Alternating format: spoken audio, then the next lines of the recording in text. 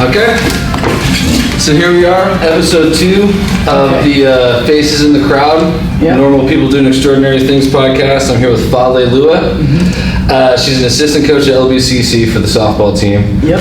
I would, before yesterday, I was calling you the hitting coach, but I saw you running outfield drills pregame yesterday. Yes, yeah. And then, so just a couple things about her. She's made a few All-American teams, academic honor roll, SEC, all SEC team, and she's here. Yeah. Good morning. Good morning. So tell me a little bit about those drills you were running yesterday. What was the? Well, I mean, I actually didn't really. It's funny because I wasn't really an outfielder growing up in the travel ball world. I was actually recruited as a first baseman and a catcher, and later down the line, as I followed through with my college career, I slowly kind of drifted towards the outfield and stayed there for about like a couple of years or so, and which I liked. I mean, it's an amazing experience. It really taught me some adversity and kind of just guided me into having that kind of mentality of being athletic in general. It doesn't necessarily mean whether I'm just a first baseman, catcher only, and for me to be able to be well-rounded in all positions was kind of was exciting and a great experience, which I feel as though that other athletes in the softball realm should be considering. Yes, we have a primary position and whatnot, but being athletic in general to play all positions are I think is the most best secret weapon to have. So with the outfield drills, pretty fundamental, just working on back steps, getting good routes, reads, and kind of just being able to touch base with the fundamentals always before a game and stuff like that, so that way more so of a reminder. I played travel baseball when I was younger. Much less successful than you, I'm sure. But my coach had the same idea. Yeah. He wanted us to learn every position because once you get to the next level, you never know where you're going to fit. Exactly. What puzzle piece you'll be. Exactly. You were running the drills with tennis balls. Yes. Was that your idea? Was that something you learned? Usually we. Since I can remember, we've always started with tennis balls, just more of a warm-up thing. I like it just because it's a reminder of being soft with the hands and kind of just being more mindful of their bodies, of what they're doing, how they're positioning their bodies, rather than just catching it. Just for the listeners, they barehanded. Yes, barehanded. No glove. Yeah, barehanded. Yeah. Just so that they can really focus on their mechanics and kind of more focusing on their bodies and where they're at positioned as they're catching the ball. Also, as well as it's a smaller ball, eye coordination. So that's really good, just to challenge that as a warm up, and then kind of just gradually go into with real balls, with gloves, and all that stuff. So yeah, like a softball is a little deader than a baseball. So like the tennis ball is even more exaggerated. Right, exactly. Something like that going on. Yeah, so those are nice too. It really kind of dwindles down to really just focusing on eye coordination too, especially when we're doing long distance cuts and stuff like that. They're really forced to really look at the tennis ball into their hand rather than just relying on the glove and reaching and that big old net. Yeah, right, exactly. So let's talk about travel ball a little bit. Yeah. And so what was the schedule like? When did you start playing it? Where did you where'd you go with it? I started softball in general at 10, and then I kind of gradually went in and out of travel ball, just kind of dipped my toes in there, just see it out. My dad was the one that kind of just researched it all, and it was back newspaper, so he heard it through a newspaper, and kind of just from there on, we went to an instructor. So he read about a tournament or something? Yeah, he read about it. Yeah, it was an ad. It was like a tryout ad on the rec ball community team, and it was up in I think in Hawthorne, and Which is where you're from. Yeah, and we decided decided just to take me there and on the day of a game, which we spoke about on the paper and stuff, which was really funny. Teaser article, go check it out. Yeah, it was definitely funny experience. Now that I look back at it, but it was a definite beginning to all. So I enjoyed it very well as far as the training and the kind of the constant coaching and whatnot. I ran into one of the instructors that I always am thankful for, Robert Tam out of San Pedro, and he was my fielding coach, my hitting coach, and everything. If I didn't have a glove, he would lend me one, and like, hey, you can have this one actually. I was like, really, I can. And I took care of it like it was my baby. So he's an amazing instructor. He basically was probably one of the main reasons why I continued the sport. And so after I started to drift away and started to take travel ball serious, it was around 12U. And that's when I kind of started to really understand that, like, oh wow, like, I guess power is a really big thing, like as something that I naturally had. And so, and something that I didn't know that I had really, or didn't know how to use. But in that sense, it was a great experience overall. I mean, so I started then around 12, and kind of just from there on. Did you check out any cool tourneys? Travel ball, where'd you? So travel ball, I went to. Where'd you go? I started off with my first travel ball team, double play out of San Pedro.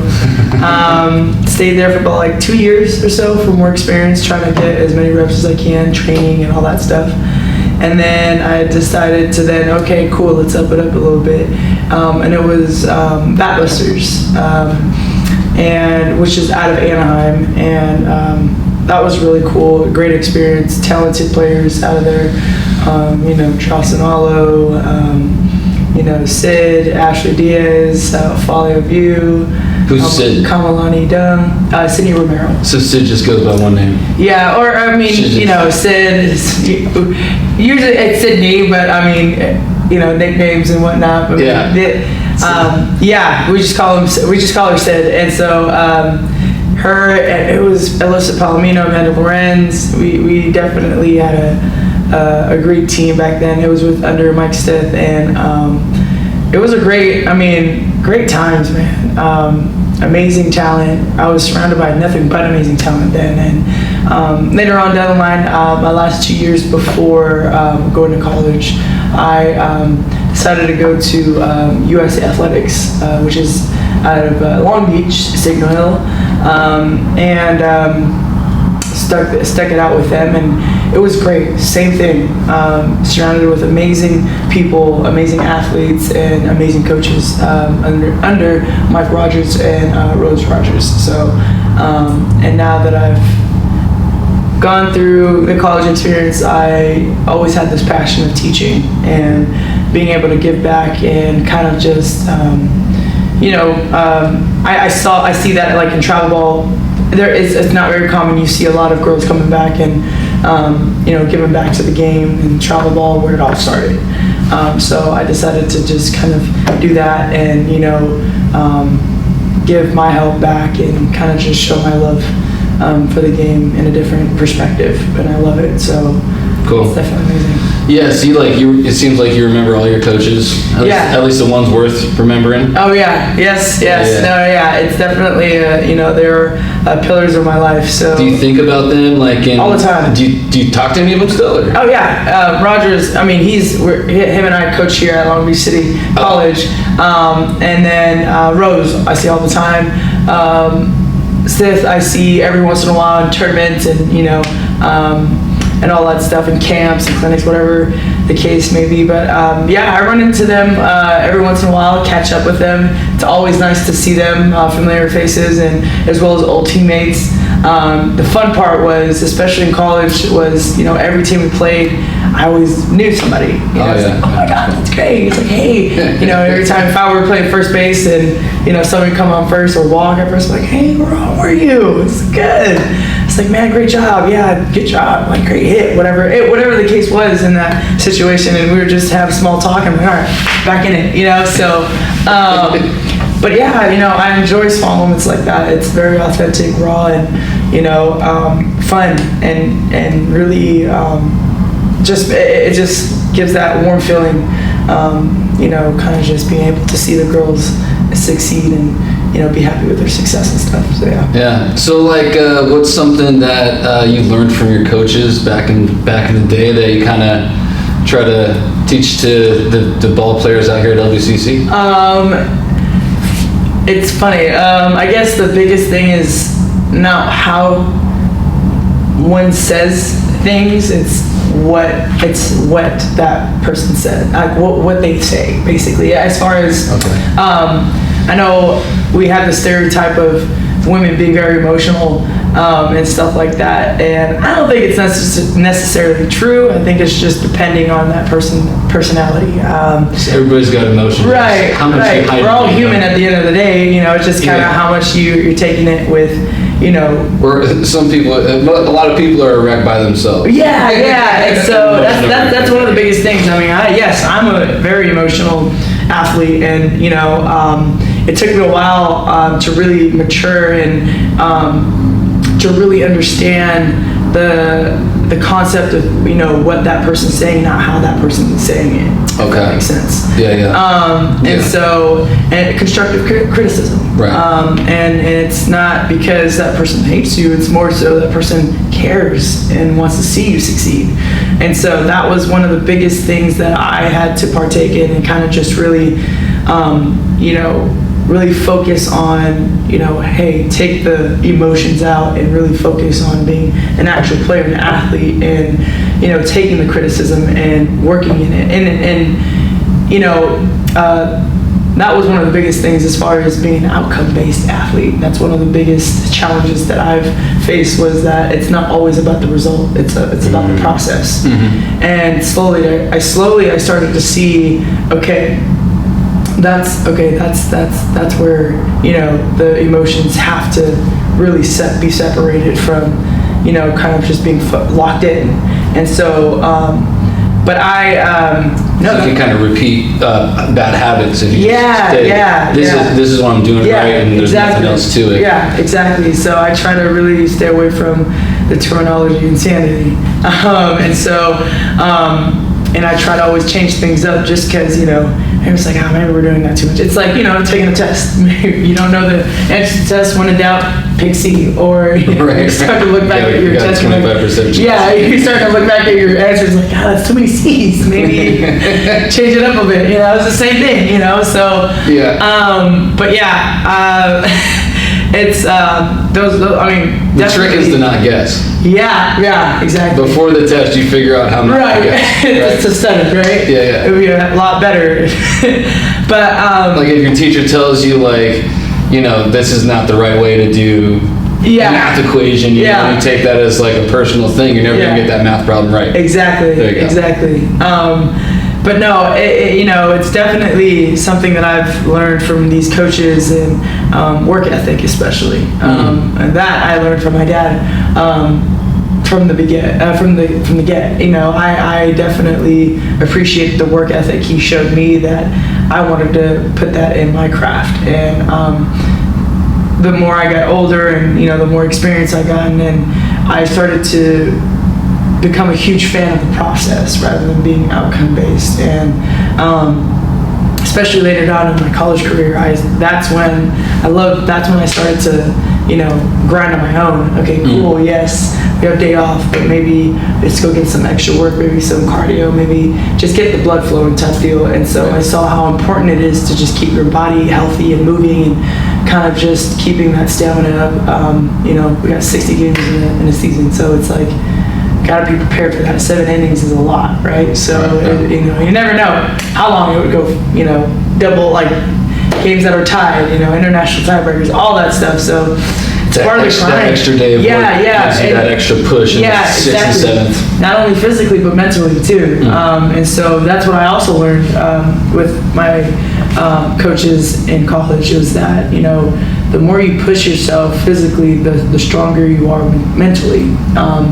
And when you're tired, when your brain first registers that oh man, I'm tired, you're only 75 to 50% tired physically. So, and I didn't really think about that. I didn't know that either. So I was like, man, I'm tired. Like, no, you got 75% more. You got 50% more. Yeah. Empty out that tank. And Coach Wynn, I will never forget Coach Wynn. Shout out to Coach Wynn. Yeah, who was my outfield coach at Arizona State, and that was one of the things she would always say every time we would do 6 a.m.s, and they would be there, and we would do some sprints and stuff, and she was like, "You are not tired." Yeah. And it's one of the biggest things. She's like, "You guys have to empty out the tank. And I'm like, I'm sure my tank is empty. I'm sure, I'm positive. But you didn't really until that extra oomph had really kicked in, and you really, I started to think, contemplating life as I'm sprinting, and I'm like, I don't even know if I want to do this anymore. I don't know. I can't. No, it's one of those, that constant battle, that internal battle that I started to have midway, mid-sprint. And then next thing you know, once we got to that finish line, or closer to that finish line, I started to like, no, I want it. This is what it feels like. If this is what it takes to win a championship, then I'm past this line, and I'm gonna try to be the first. I'm gonna try to beat the person next to me. And that was one of the biggest moments that I've started to turn mentally, that I do have that extra gas in my tank that I'm able to get rid of. And so, and as soon as I cross that line, I just, it's empty now. It's empty for sure. But no, that's one of the biggest things, is keep pushing even when you're tired, especially, and it relates to late innings in the game, 7th inning, we're tied, whatever the weather is, maybe if it's hot or if it's cold, who's going to finish the game? Someone has to win at the end of this game. And it's more of a decision, it's a demand.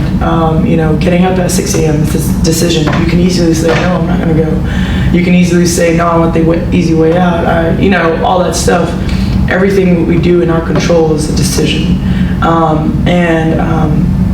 I definitely learned from that, and it's tough. It is tough to take it the challenging road, but at the end of the day, it really helped and molded me into the athlete and the coach I am today, honestly. So it made me push other girls. It made me want the win for them, as far as this program. And that's, I think that's the most beautiful thing about this process as a coach and an athlete. Yeah.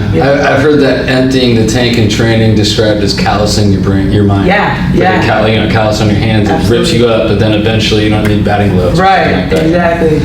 And so about your work ethic, you brought up your dad. What kind of examples did he provide to you growing up that kind of gave you that mentality of working hard to get what you need or want? Yeah. It's a choice, kind of. Honestly, we actually, so when we started this whole softball thing, it was more so, let's do it for fun. Let's have some fun. And I definitely enjoyed the stuff that he was so invested in. And, the more, I guess, as far as what he taught me is the more work you put in, you will get rewarded towards the end. And that was one of the biggest things that I've learned from him. And he definitely taught me, with my first letter, I think it was in 8th grade, and Arizona, and we got this little camp invite. The University of Arizona. Yeah. Okay. And I got this camp invite, and it was like my first time. And this is actually the time when I was on Baptisters, and we were all getting letters and stuff like that. I mean, my teammates were, and I was like, oh, that's great, that's awesome, cool. I never thought in that time in my life I was ever going to go to college, honestly. I didn't think I was, because I just didn't have an example within my family. So not many people went to. No, okay. Yeah. So did anybody? My uncle did. Okay. Quebec, Uncle T. He actually played football at. Started at Elko, got recruited, went to Arizona. Oh, cool. Yeah. Right on. So played there, but I didn't really just. My immediate family didn't have that example, and obviously all my uncles were out and about, just kind of working and stuff, busy with other things, life, Right. As a kid I just didn't really have that, but I knew for sure that I was I loved the sport. I really loved it. I really liked the process and whatnot.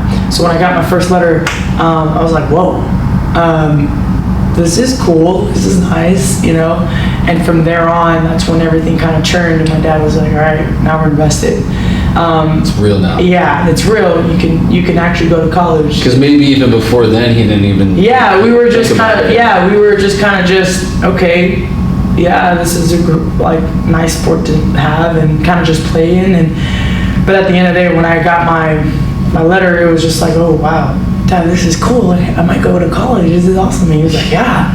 And that's when we started grinding, and that's where we started to invest in the process, the Saturdays, the Sundays, the birthday parties, the family reunions, all that was sacrificed to put in the extra work. And I miss weddings, I miss birthday parties, I miss family reunions, barbecues, all that stuff, and that was the turning point, where if I'm able to work hard and put in the work right now every Saturday, if I'm able to check in every Saturday, every Sunday, every week, whatever the chance I can get to grind throughout the week after school, I will be rewarded. I knew for a fact that something will come. And so within that, next year, freshman year, that's when offers started to come, and that's when I started to make visits, and everything started to become so surreal. And yeah, and so it was just amazing, being able to go to these visits and kind of just being able to see that side of the world, of the softball world, and it's like, wow, cool. And it's crazy to think, because when I was going into high school, I was like, oh wow, high school, this is big. This is crazy for me. And you're like over here visiting colleges, so it's like it's like a whole nother. It was definitely like, wow, this is like, I'm barely going to high school. Like, I'm kind of nervous. And imagine what college is like. Growing up quick. Yeah, and just being surrounded with those peers, and it was just like, wow. All right, so, and just that type of, that world was the recruiting world, the aspect, the perspective of that was very different, very new to us, to my parents and to me as well. And so we didn't really know much about, that type of process. How could you? Yeah, and unless your dad was like a sports agent. Right, exactly. But we decided to kind of just, try to take our time as much as possible. And like within a week or two, probably by the end of the month, my whole team was already committed. And I think it was down to like 3 girls who were non-commits yet. And it was me, my friend Ashley Diaz, and I think at the time was, I don't know if it was Morgan. And we were all kind of just like, dude, man, everybody's committing, man, like, I don't know. And I'm like, dude, like, what about that offer? And I'm like, dude, it's a pretty good offer. I don't know. I'm waiting on this school though, and all that stuff. And they're like, oh man, like, just imagine we're in like freshman year, like half the team's in 8th grade, and the other half is freshman year. We're like already talking about offers, and we don't even know what we're going to be eating that dinner. So it's like, crazy to be that young and to try to even, think about where you're going to sign your life the next 4 years to. And In 4 years. In 4 years, right? Yeah, not even the next 4 years. You know you're at the next 4 years. Exactly. You're like, it's so hard for a 15-year-old, whatever you were, to think like, what am I going to do when I'm 18? Yeah, I don't even know what I'm going to eat the next hour. So it's like, that and... probably some kind of junk food. Yeah, probably not Cheetos, probably. But, it was just this crazy, just being surrounded by elite athletes and, was also helpful. Having parents and being already committed and under those commits and stuff was also helpful. We tried to ask around. I'm sure my dad did and my mom did as well. Asked my coaches what was the best fit, what do you think, type deal. I actually asked my old coach, Robert Tam, and I was like, I don't know what to do as far as like what decision, I'm gonna make. I want to be close so that my parents can come to see my games and whatnot, which I'm sure a lot of girls have issues deciding what school and all that stuff. But and the biggest thing that my coach Robert Tam had said was that 2 things. You guys are both using one another for one purpose, for a different purpose. And I said, okay. Yeah, and then he's like, what are they? And he goes, the school, the coaches, whatever the institution is recruiting you for, is using you to win a championship. And vice versa, you are using them to get an education. And just always keep that in mind. Right. And wherever you can get your school paid for, wherever you can get your education, your experience from, choose wherever you feel like wherever program that fits you best. And from there, that's where, that's where, I started to kind of dwindle down to 5 options and then started to go down to 2 options. And then it helped a lot. And even still to this day, that saying definitely stuck out with me throughout my college career. Had some different decisions, had some different paths, different coaches every year. And that really put in, that saying definitely was highlighted throughout my whole 6 years in college. And I can't fathom this even more. It's a business at the end of the day.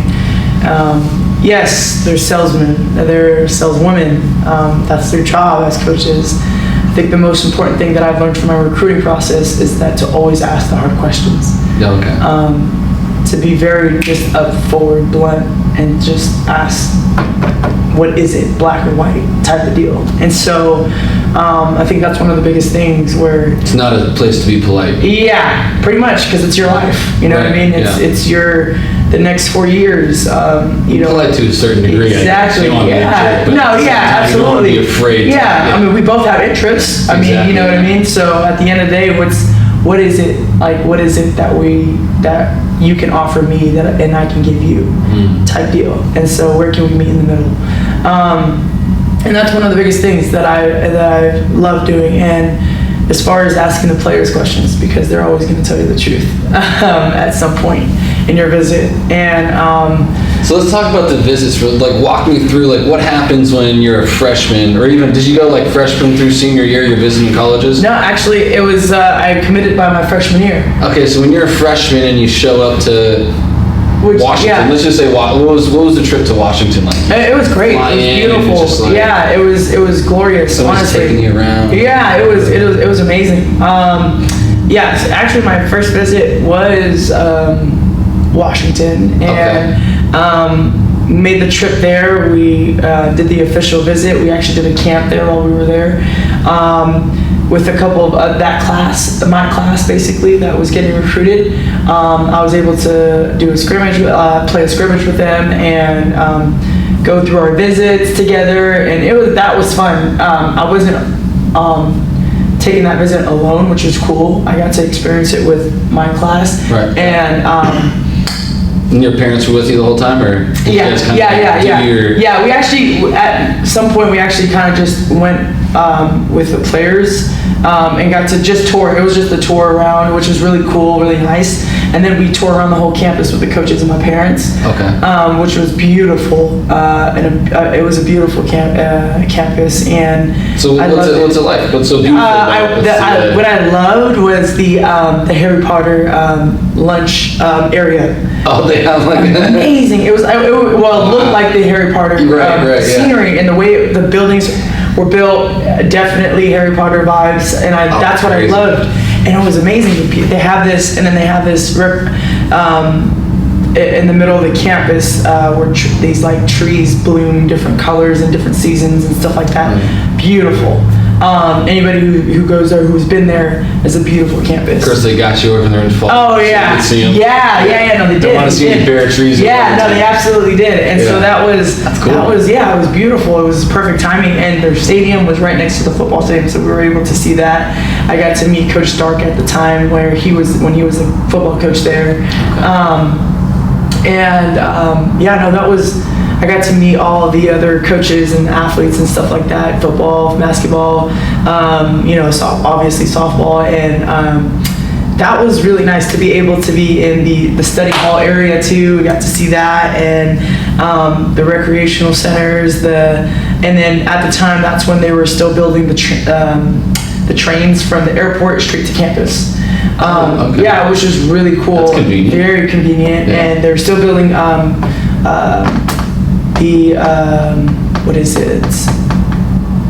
the dorms, new dorms and stuff like that. So that was really nice too. And overall my visit was amazing, beautiful.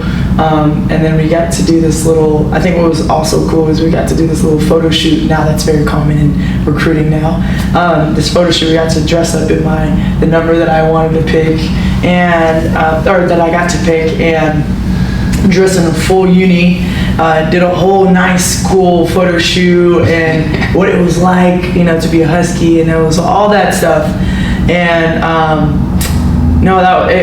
I definitely fell in love with that process, and it was really nice to be just, dreaded and, glorious things, and that was amazing. And then after that, I took a visit to UCLA, and then much more local. Yeah, much more local. Easier for the folks. Yeah. Sometimes you want to branch out when you're younger. Yeah. No, I did. I wanted to get out. So I just didn't necessarily I didn't know where. I was just like, I don't know, Dad. I really like being here. It's great, cool, but I want to be on my own. I want to go venture out and stuff like that. So I was always a kid that just wanted to be out and about. And so my visit at UCLA was awesome. We got to see, I remember we got to see the men's volleyball game, and then we got the tour of the whole campus, of course the stadium, very beautiful, and the team room. I think prior to that I actually did a couple camps there, and that's where I think it was me and Taylor, who was a pitcher at Arizona, amazing athlete, and we got to do camps there, and now that I got to do official visit there, it was pretty cool. And now I was like, oh yeah, now it's about me. Right, yeah. But that was amazing. The tour was amazing, same thing. But the one thing that I do wish that I could have done was take more visits. Because those were the only 2 visits that I actually made. The rest was just all phone calls, kind of just keeping, staying up to date with all the coaches and stuff, where I'm at. But other than that was pretty much the process. But as far as that, after that had happened, because it started at our class, I believe, if I could recall. What do you mean started? Recruiting that young. Oh yeah, because it's very young. It seems like really young. Yeah. So they don't even know how good you're going to be by the time you're a senior. Your body's not even fully developed. Yeah, that's what if you, I don't know. Yeah. Suck. Exactly.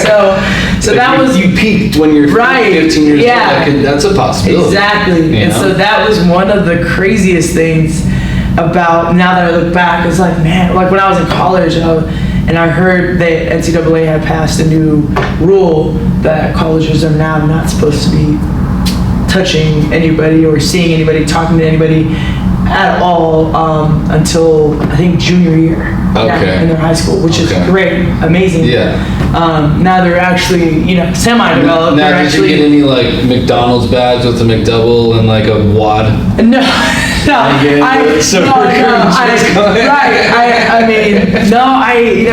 was like, a crazy part, and because there were so many, crazy things that were going on. And when I finally went to college and started hearing all these stories where, kids were being decommitted and, it just wasn't, flowing right, I guess, as far as the recruiting process for institutions to recruit that young. And so NCAA, they might not love softball. Exactly. You like it a lot when you're a kid, or maybe sometimes you got the parents who are kind of pushing them into and I think now it's starting to create that stereotype where for parents now are starting to worry, like, when should I worry about getting my kid? When should I start? When, and it's like, wow, I don't think I ever worried about stuff like that. Or I don't even think my parents were worried about getting recruited, because I guess we weren't even expecting to get recruited at the time. So we were just like, kind of just chilling. Like, hey, whatever happens, happens. Cool. Yeah, they called us? Yeah, cool. We'll take it. And you had Coach Tam in your head. Hey, this is an education. Exactly. And some other parents and kids might be thinking it's a completely different status thing, rather than just like, I just want to go to school for free. Right. Exactly. And that was one of the biggest things that and it was hard, at that time when I was young, and it's like, man, I don't really care about all that stuff. Like, cool, school's great, cool. But man, we get this free gear, we get cool unlimited bats. What? I break one, I get another one. You go to Hogwarts. Right, exactly. Hogwarts to go for lunchtime. I get to drink Starbucks at Hogwarts. What? And it's one of those things. Like it was all about the aesthetic, especially for the youngins. They get caught up in the aesthetic. They get caught up in the hype and the glorious things, when in real actuality, that's just the bare minimum. So, of course, I'm a D1 athlete. That's usually expected now, and when you're looking at that perspective, and well, being a D1 athlete is not expected. For you, right? It's expected. For most people, they're like, right, exactly. If I can be a D1 athlete, it's a dream. It is an accomplishment. Absolutely. No. But at the same time, that like you said before, the colleges are exactly. dangling that in front of you. Like, come on over here. Right. And so I think that's what was the biggest takeaway for me, was that because I was so young, because I was about, at the time, I didn't know, I just didn't know much. I wasn't very experienced in that type of recruiting process. So for me to be thrown into that, and then thrown all these things, crazy, nice, cool things, and it took away a little bit about my identity of what I have to offer in that program. Does my identity fit in this program? Do I mesh well with these girls? Do I mesh well with the culture? Do I mesh well with that?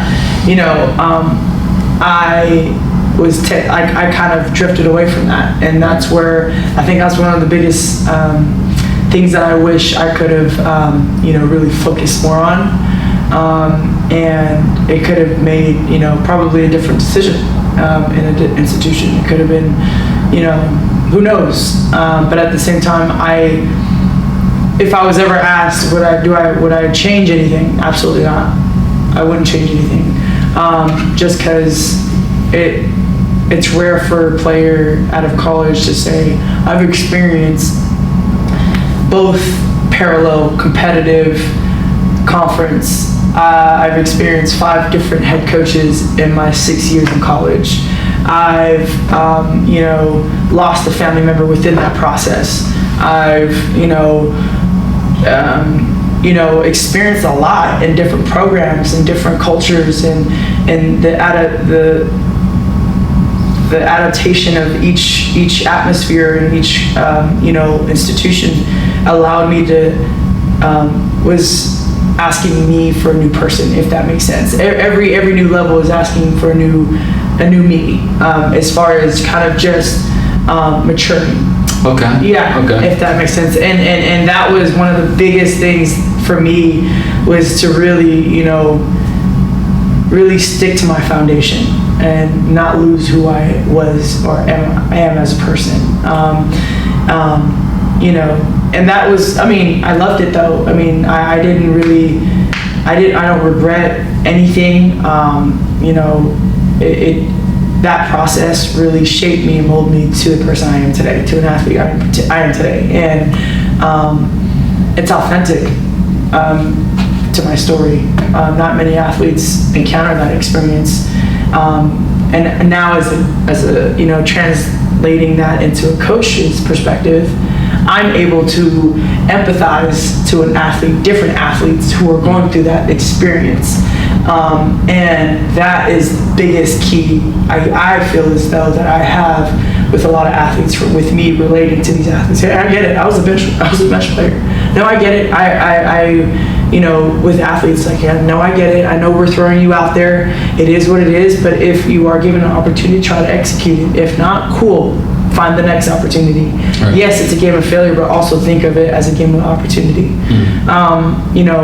And that's where I started to understand that failure is going to be your best friend. And that was one of the biggest things, mature-wise, for me to really accept, that failure is okay. If you're not failing, you're not trying. And that was one of the biggest things that I've learned throughout that process, and me translating it into that coaching perspective and me empathizing with these athletes was very key, very helpful. And being on top of that, being a female coach is also helpful. And now with this generation, it's like, some girls really kind of just think, as a male perspective, right? There are quite a few male coaches in softball, exactly, which is a little ironic. Right. And so when you're looking up to somebody, obviously it's usually a female athlete or whatever the case may be, and now it's hard because a lot of teenagers are in that realm generation are like, why am I listening to you? You never dealt with that. You never experienced that. Okay, cool. But how can you understand? How do you say you can understand? We've never, dealt with that. So that's the biggest challenge that I see now in this generation. Which is, hey, it is what it is. But at the same time, I think of it as a resource. I think of it as just another perspective. It's always great to see other perspectives from a male perspective. I always ask my male coaches, hey, what do you think about this? What do you think about this perspective? What do you think about this mechanic, this foundation, this fundamental drill? What do you think about that? He goes, well, and there's things that I didn't even think of. There's things that which is great. Male coaches are always, are good too.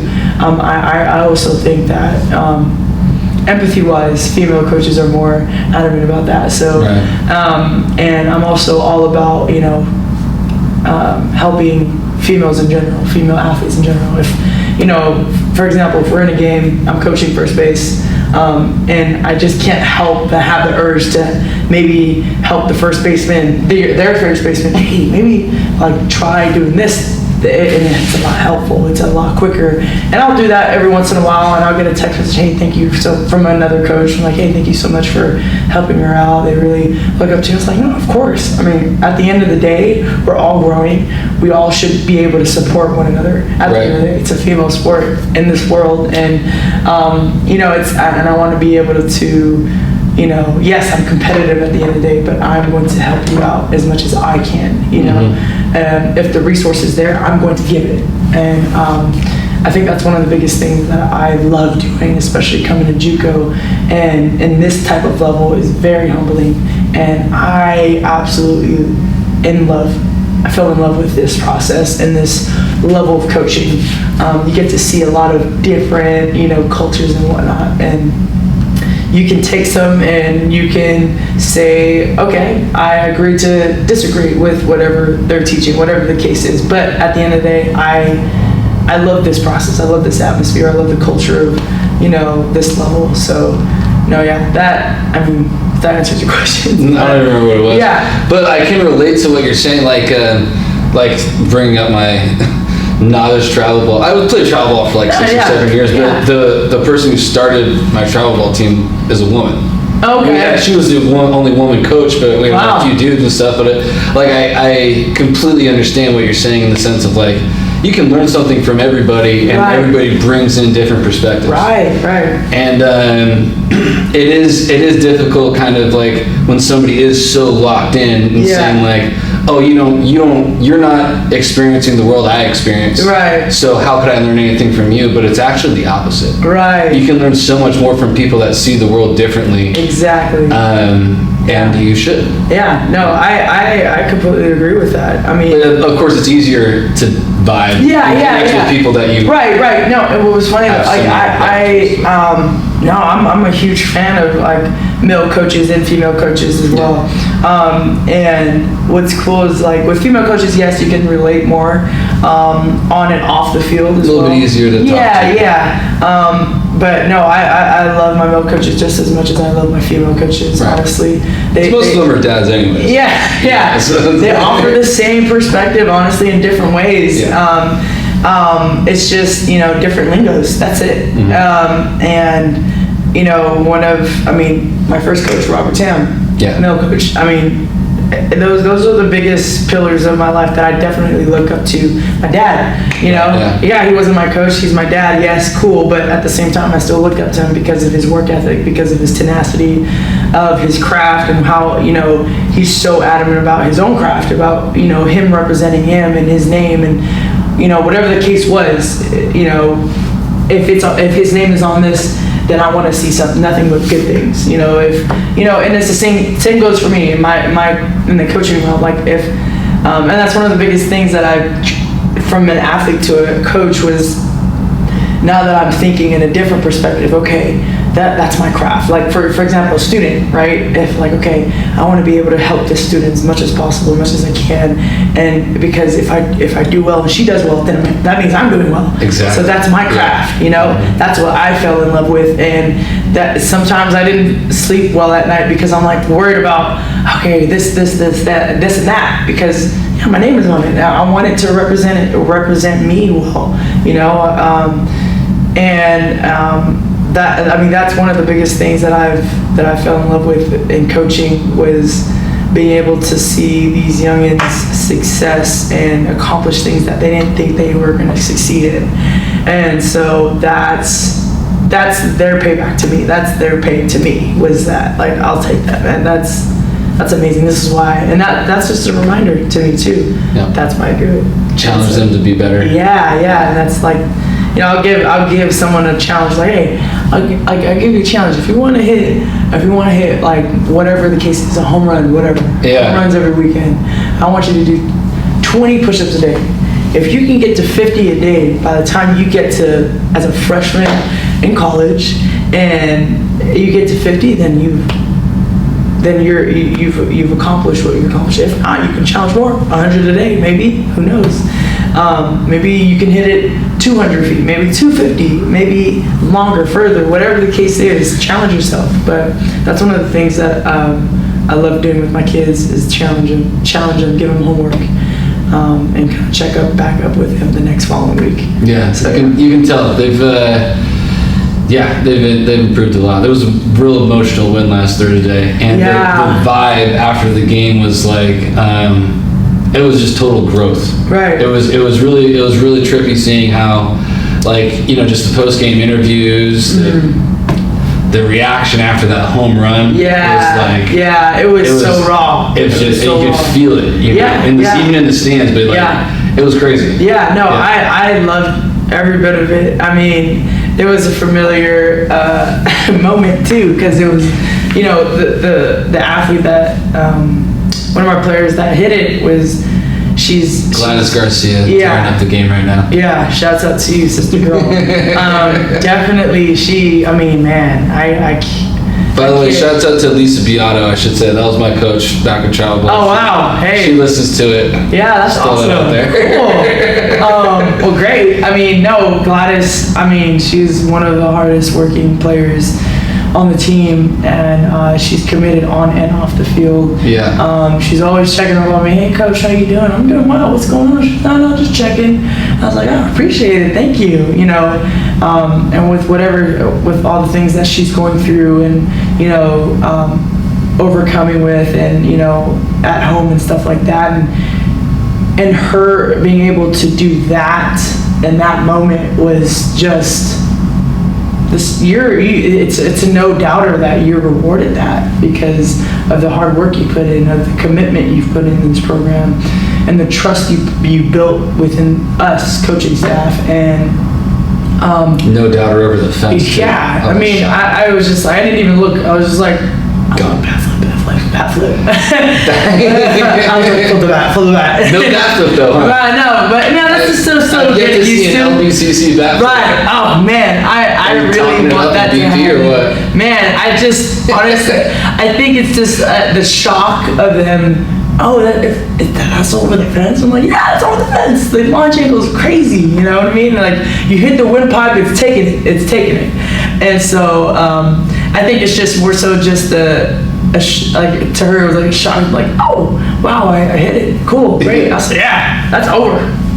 Over. And so no, it was a beautiful moment. I kind of almost got emotional, but I was just like, man, that was really exciting to see, and her just dwelling in it was amazing. The team dwelling in it, and she was getting emotional. Oh yeah. And so she was actually very emotional at that moment. It was wild watching her come out of the huddle from home plate, and she just went to the crowd. And yeah. Everybody was lit. Yeah. It was going on. Yep. It was really, really cool. Exactly. Yeah. And and I just love that. I love that for them, and that's exactly like moments like that is why I do this. And so I think I found that's where I found passion in coaching, and just enjoying the moments like that. Even when we're losing, yes, cool. When we're losing, we're still winning. And even with the moments with the coaches, us meeting, that's a part of the process. Us meeting, the grind, the behind the scenes grind. That's what I love, and I'm such a huge fan of, and I'm so invested in because of that. You know, and so it's well deserved. It's a no doubt, and I always tell my team the game knows. Shout out to Coach Van at Mississippi State, who really taught me the meaning and the purpose of the game knows, and it will reward you when you most need it, as far as what you deserve and all that stuff. The grind, you put in the work, it will show. Okay, yeah. Especially as far as, you know. The game knows what Yes, you did to show up. Yes, you didn't get it. Before you showed up. Yeah, yes, you didn't get it. You didn't get a hit the first two at-bats. The last at-bat is where it matters. Is timely hits, right? The game will reward you. Just keep grinding. Right. Just keep grinding. Stay in your circle. Focus on you. Control what you can control. Yeah. Outside the external stuff, cool. Fans, cool. Whatever. That's just bare minimum. You doing the hardest part is focusing on you, and so maintaining that composure, that you know, the tenacity, the charisma of your you know, well-being, of just the mindset, being locked in as an athlete. And then the game will reward you. The game knows, as far as being a bench player. And then you being thrown out, go to right field. Okay, watch this hit. This hit might come to you because the game knows whether you're prepared or not. Right. And so. It knows if you've been getting loose on the side. Yeah, exactly. Running right. up and down. Exactly. Or if you're just as simple as being checked into the game.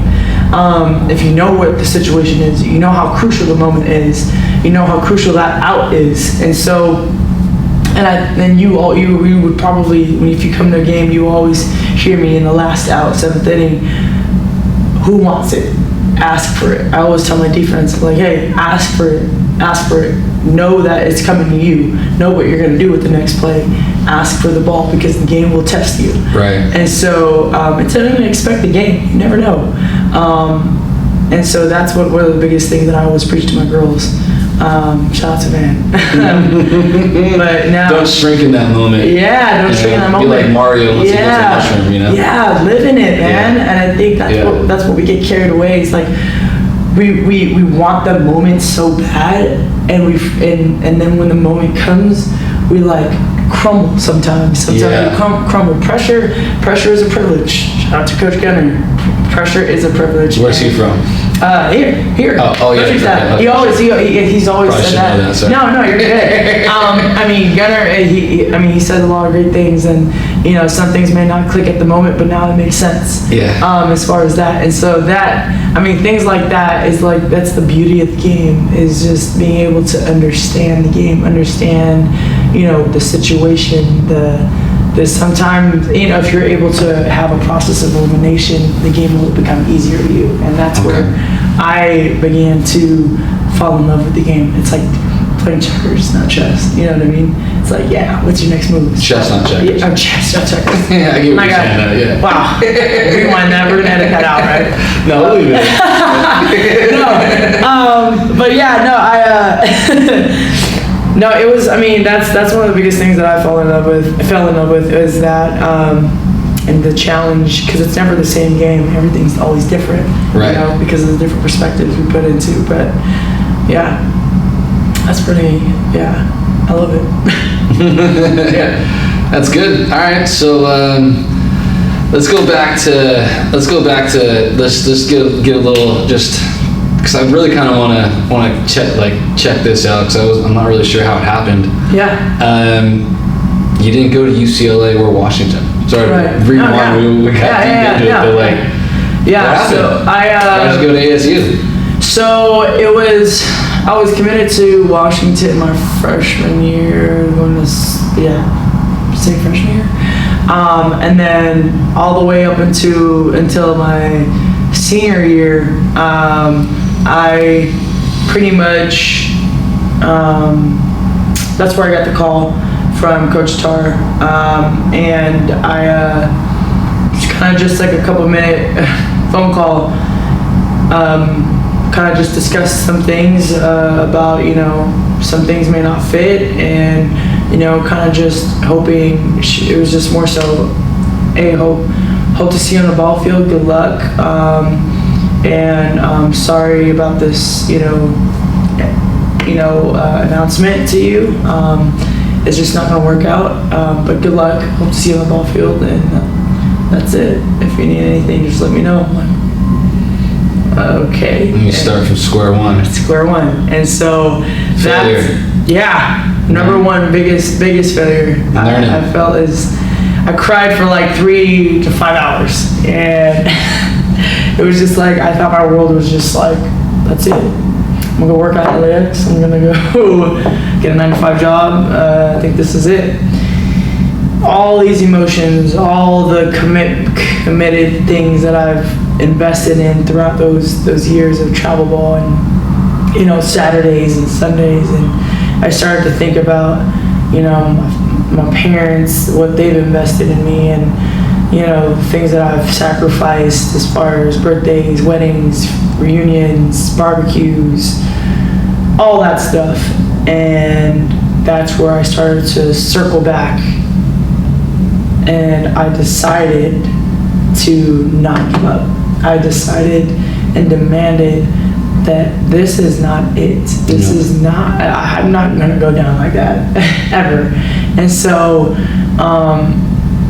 and within those 2 weeks, I made a change. I transferred high schools. I changed, I think at the time, that's where I was on a different travel team. That's where it all started to shift. And so, and the phone call happened, and I was already on a new travel team. And then Mike and Rose did an incredible job.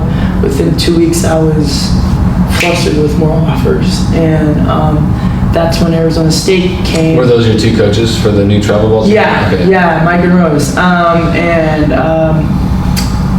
that's where other offers came. Arizona State, Cal State.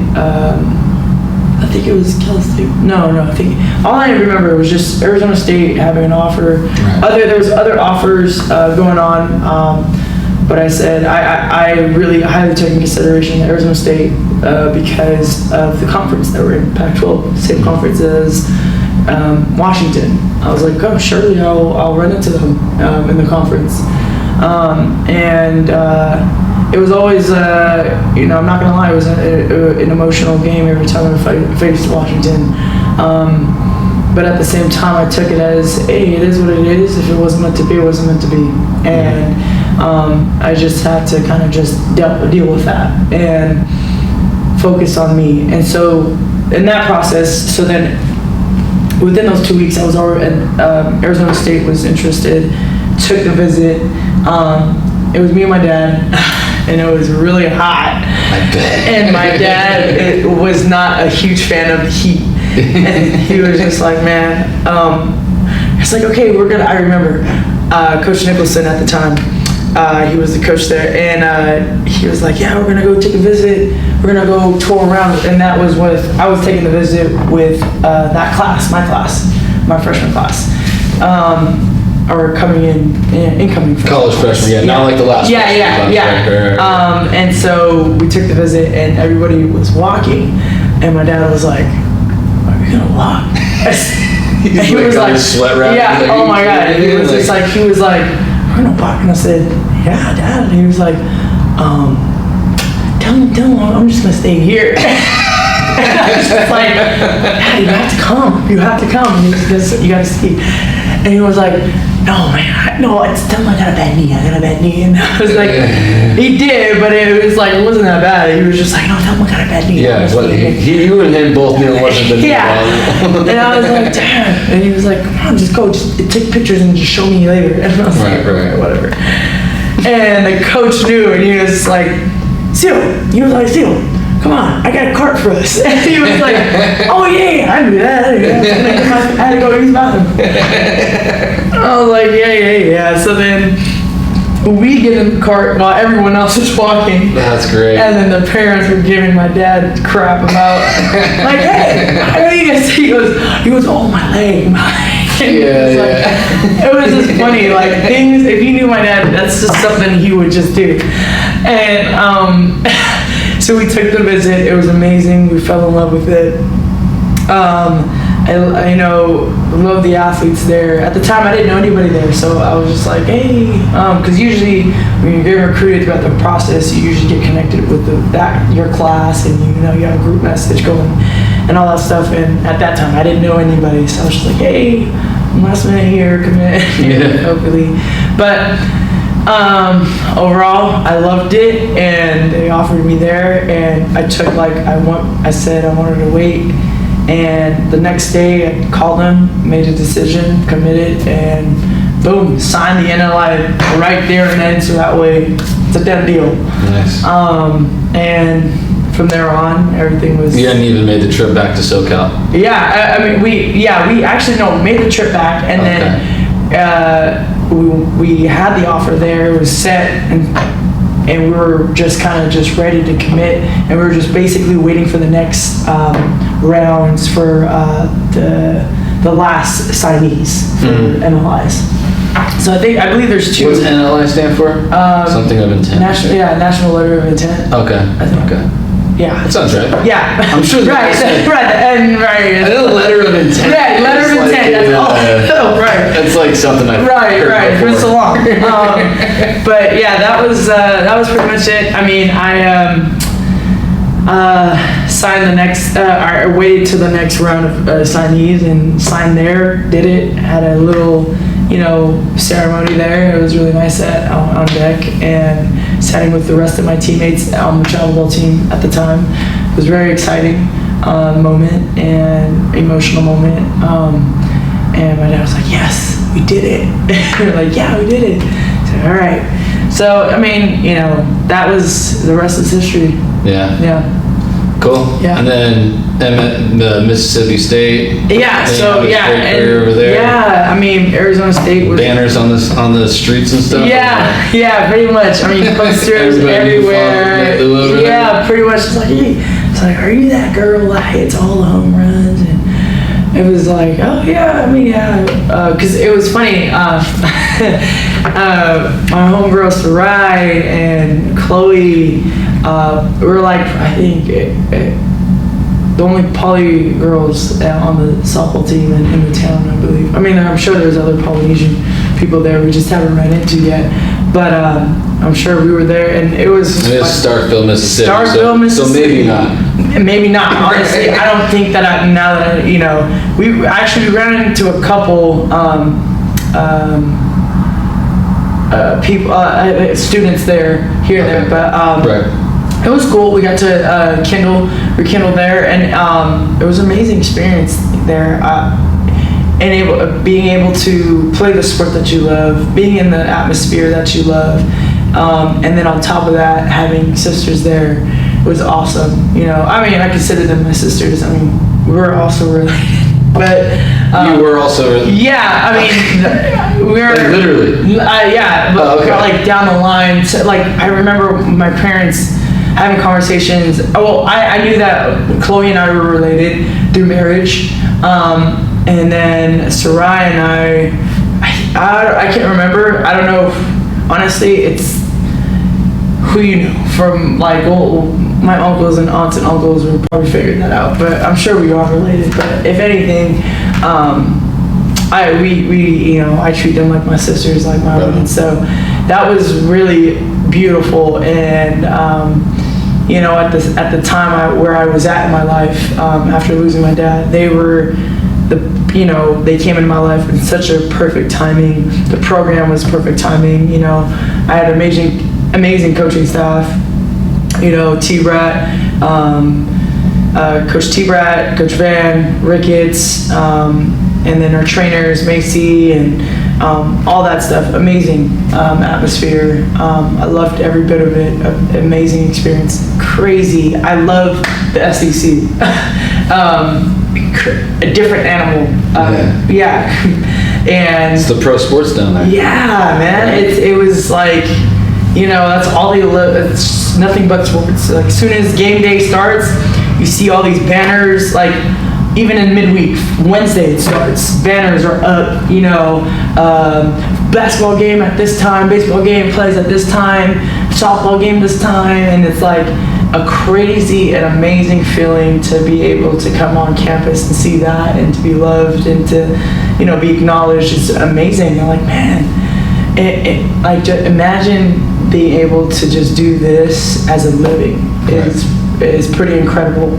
And I can see why NFL players love stuff like that, and can probably say the same, you know. And I hope in hopes that women's sports could come like that, in, you know, hopefully sooner than later.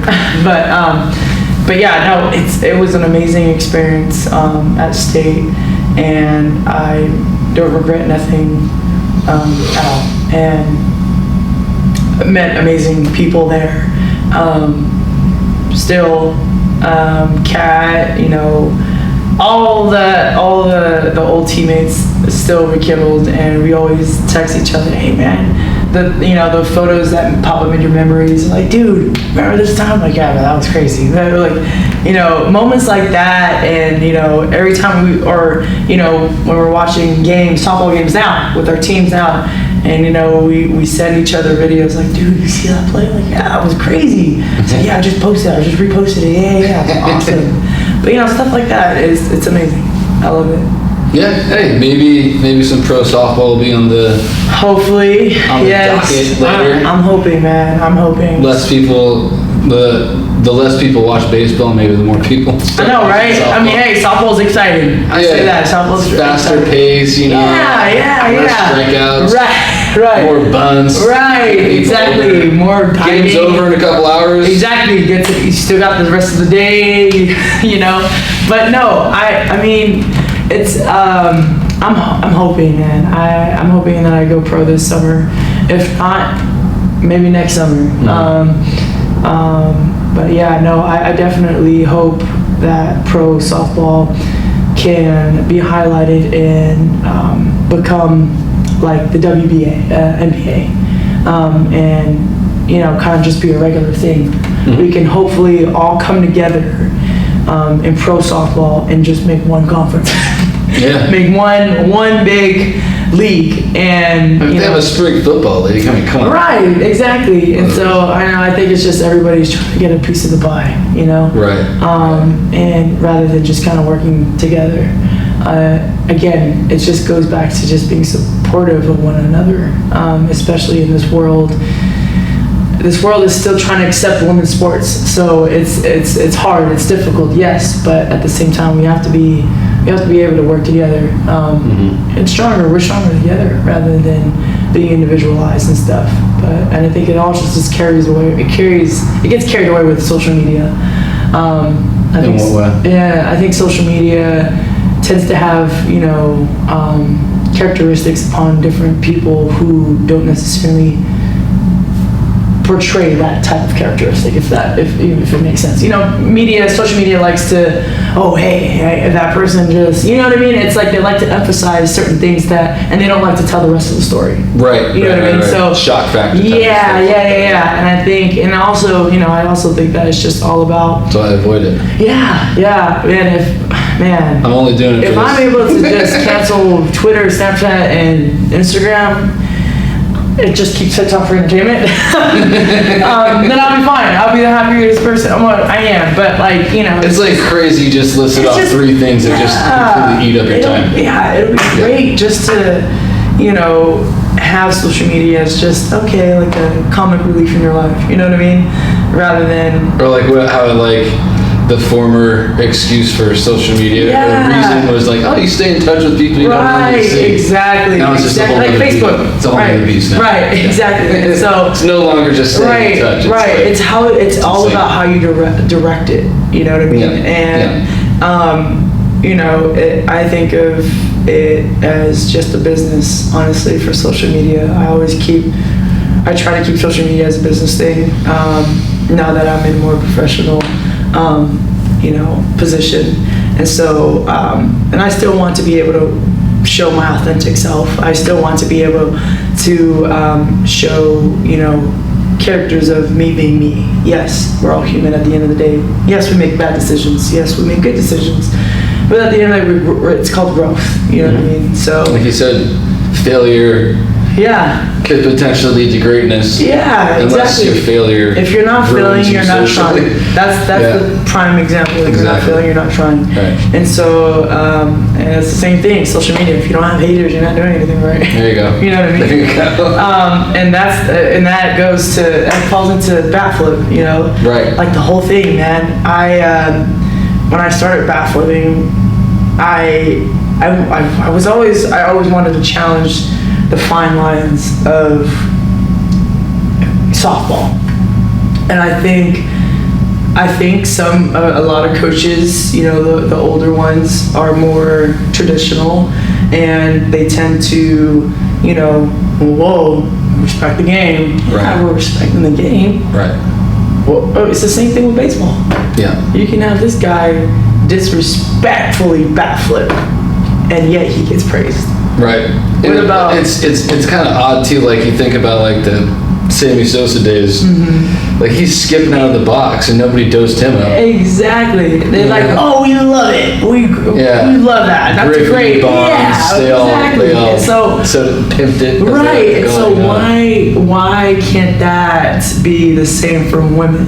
Sometimes they do get hit in baseball though. Oh yeah. Oh, absolutely. Trust me. It was a transition. For no. a period, there was 3 or 4 guys that could do it. Right. And everyone else was Exactly.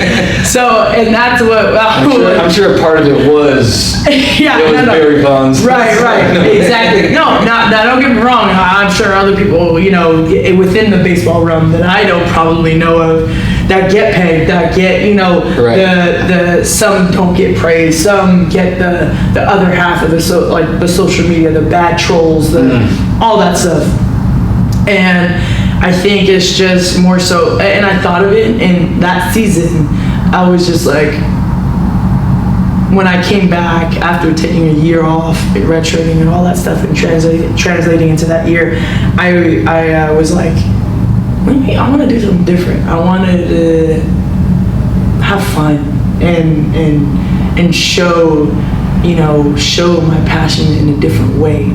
Now, was that because you wanted to represent your father's memory? Yeah, I think it's just more so. I was doing it for not that. Like I was doing my charisma and my tenacity, my character as a player was me, but me playing was for my dad, and I soon started to see that, you know what, fully release this cloth that I had, and this cloth that I had, that I felt like I was hovered over. Cloak. Clothing. Yeah. Clothing. Yeah, I got you. Like a sheet. Really, I just invisibility cloak. Yeah, it was just right. And so that was one of the things that I was just like, I need to just let go and just have fun and be me. And so when I finally demanded that, when I finally decided to just be like, I can't go by cookie cutter programs. I can't go by, oh, don't be too this, don't be too that. Be careful what you do. Oh, that can portray as cockiness. Oh, that could portray as this. And as soon as I just didn't care, I didn't care. I don't care. If they take it that way, then that's their problem. Why is it my problem? Why do I need, my job as an athlete is for everyone not, like, my job as an athlete is to be an athlete and get us a dub, a win, right? Why is it my job to care about what other people think about how I play? If I get the job done, I get the job done, right? Cool. Then we can agree. We can agree to disagree with other people that whatever they think. That's on them. Right. And so it's the same thing with me bat flipping. I was like, when it first happened, it was just like, wow, I felt great, cool. And then when I started it, I came back in the dugout, my coach was like, you just bat flipped. I was like, I did. And she was like, oh my God. And I was like, oh, well, I mean, you know, I'm running. So I was like, whatever. And, and it started to happen. And then that's when I started to have the social media trolls, the negative. Yeah. They went after me, and I got the downfall of that, and but I still had the support. I still had my support, and that didn't stop me from still doing it. And it didn't stop me this is how I play. Right. If you don't like it, then that's cool. So be it. Peg me the next time. That's fine. It's a part of the game. It is what it is. They don't do that in softball, though, do they? Yeah, they did that a couple times. Oh, they got you, huh? Yeah, actually, it was my other teammate after me. It was AK and a Kate. I'm sorry. It was funny because she came up. She was like, "Bob, do you realize when they bat flip, they peg me?" And so they hit her next batter. Yeah, of course, because they don't want to hit you. Yeah. Oh, yeah. And so it's one of those things. I was like. AK, I'm so sorry. I'm so sorry. She was like, it's okay. I guess we're winning. I mean, yeah. But no, I got the downfall. It's cool, whatever. And then the more I did it, the more I didn't care. And then I slowly started to see the support. And I got the support from, Major League Baseball players. And I started to get feedback, like, hey girl, that's awesome. Do you, I love this passion, I love this. And, I started to think why, I wanted to show an example that it is okay to be you. It is okay to show who you are. It is okay to show emotions. For players who are like me, who are going through the same thing, who might be going through a program that doesn't fit them well, and they're not able to show completely who they really are. I want to show that it's okay to be you as far as showing confidence. It's hard to have confidence in the sport, especially when you're going to fail 75% of the time. And when you do succeed, that means you're great. Right, exactly. And when you succeed, dwell in it, cool, have fun in it. And be competitive. Yeah, you can be competitive and be confident. That's one of the biggest things that a lot of girls have that internal battle with, is confidence. You can be the most skillful, most talented player, raw player, but at the same time, if you don't believe it then we can't the confidence is, and you don't believe it, you don't have that confidence, then you're just going to be stuck there. You are the only reason why you haven't grown is because you haven't decided to not care. You decided to try to satisfy everyone. Well, it's not. It's not about them. It's about you. You know what I mean? It's your journey, your authentic journey. You're hitting the ball, not them. Not any of the, you're putting in the work, not them either. You know what I mean? It's one of those things where you have to give yourself some love and some credit that you deserve, you know, the rewards. You deserve the credits. You deserve the home run, the flip, whatever the case may be. But that's one of the biggest things that, you know, that I wanted to portray as, yes, that flipping cool, but I wanted to show the confidence of it. Like, heck yeah, I worked for that. I worked for that. Flip, boom, cool.